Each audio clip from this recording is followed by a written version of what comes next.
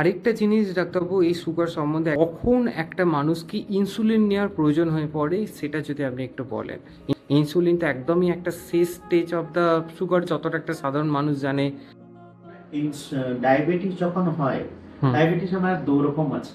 একটা type 1 diabetes, একটা type 2 diabetes. হুম। Type 1 ডায়াবেটিসে আমাদের শরীরে ইনসুলিন একদম শেষ হয়ে যায়। হুম। যেগুলা 30 বছর কম লোকে হয়, বাচ্চাদের হয়, ওকে টাইপ 1 ডায়াবেটিস বলা হয়। ওদেরকে ইনসুলিনের দরকারই দরকার। আর টাইপ 2 ডায়াবেটিস যেগুলো, ওগুলো হচ্ছে 30 বছর পরে হবে, মানুষ মোটা সোটা থাকবে, আর তাদের ইনসুলিন রেজিস্ট্যান্স বেশি। প্রথম ওকে আমরা নর্মালি সুগারের ঔষধ দিই। পেশেন্ট যদি নিয়মিত ডিসিপ্লিন থাকলো, তাহলে সারা জীবন সুগার ঔষধেই থাকবে, ইনসুলিনের প্রয়োজন না থাকে।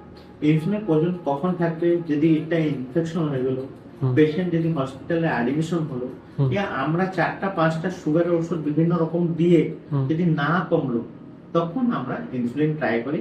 এরকম নেই কি ইনসুলিন একটা লাস্ট স্টেজ। ইনসুলিন খুব ভালো। আমরা প্রথমে বলি ইনসুলিন নিয়ে সুগারটা একটু কমিয়ে আসলা পরে, ও যদি ডিসিপ্লিনে থাকে, হাঁটাচলা করে, আর নর্মাল খাবার দাবার একটু কন্ট্রোল হয়ে যায়, তখন আমি ট্যাবলেটে কন্ট্রোল করে। আইকিউর ফার্মেসিতে আসছেন কিমস ভুবনেশ্বরের অভিজ্ঞ ডায়াবেটিস বিশেষজ্ঞ। আগামী 7ই জুলাই সকাল 11টা থেকে তার বিশেষ পরামর্শ পরিষেবা উপলব্ধ থাকবে।